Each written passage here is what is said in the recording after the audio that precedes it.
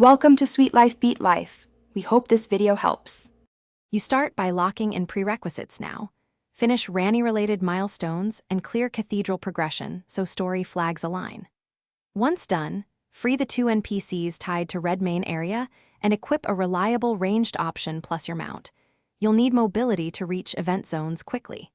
Make sure to talk to every NPC at Redmane Castle until dialogue stops, because those lines flip the event trigger. Do these actions immediately to begin the march setup and avoid backtracking later. Once prerequisites are set, push through the middle sequence. Clear regional threats and the small bosses that block NPC movement so their AI can travel to the plains. You must speak to each NPC in the correct order to ensure they all move, missing one stalls the march.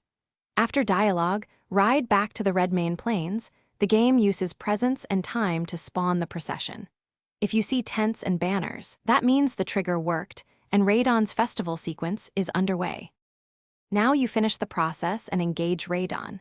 Enter the arena once NPCs and banners are present, then summon or position yourself where mounting is viable because early mobility prevents fatal combos. Use ranged attacks to interrupt Radahn's charge, then dismount to punish openings. The fight rewards hit-and run and coordinated NPC damage. If the event didn't appear, reload the region, retalk to travelers, or advance the outstanding quest flags. One missed interaction usually blocks the mark. Thanks for watching. Consider subscribing if we helped you.